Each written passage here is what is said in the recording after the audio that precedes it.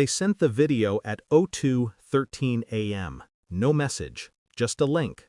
I watched it once, only once, and that was enough to etch the sound of my brother's voice into the deepest part of me. He was tied to a chair under a bridge somewhere near Juarez.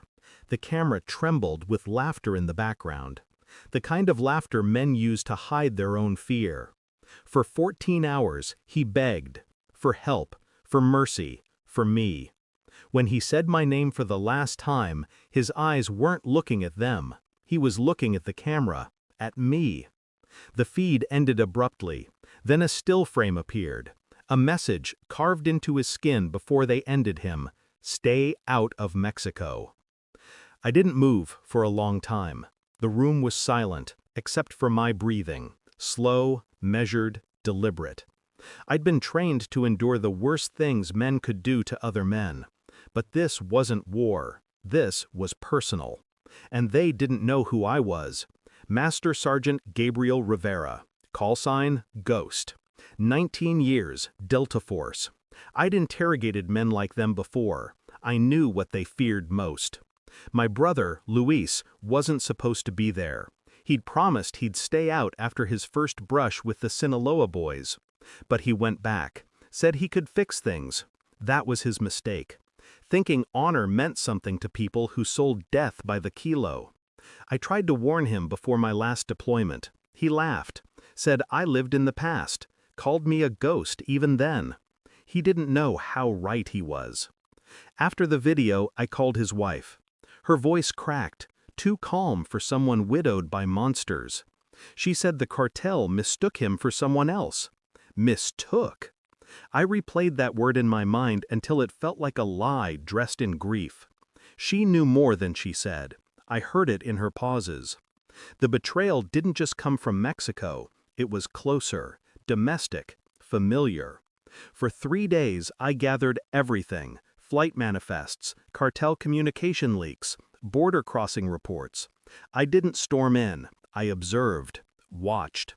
I always found the truth in silence. Her phone records told a story she'd never say aloud. Daily calls to a number registered in Baja. A number connected to Capitan Mendez, a former federale turned trafficker. Luis had once mentioned Mendez, called him a friend.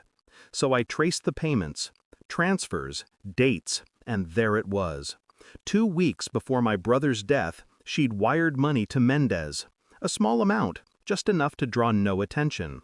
But I saw the pattern. Regular deposits, consistent, predictable. She hadn't been his victim, she'd been his bridge.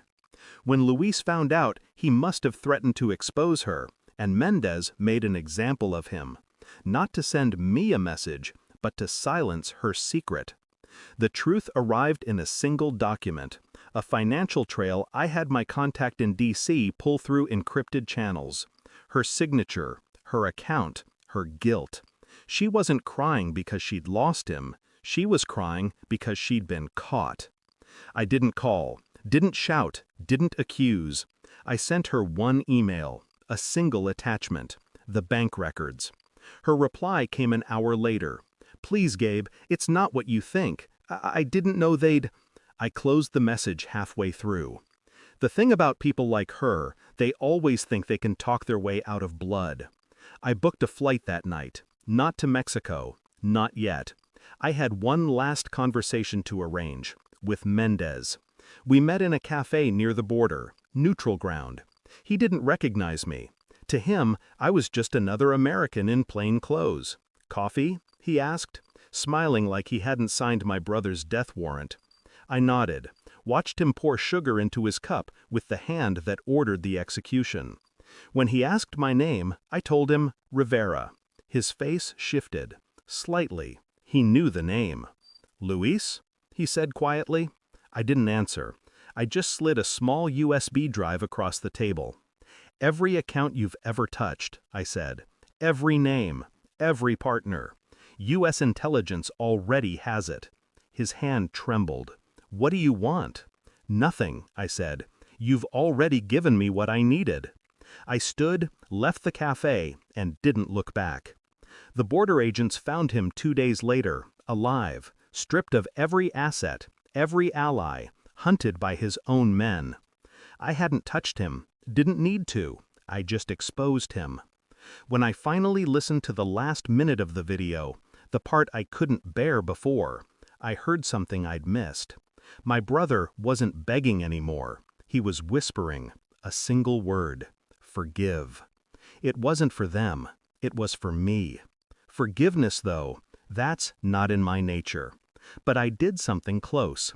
I let them live. Now, when I sleep, I don't see his face anymore. I see theirs.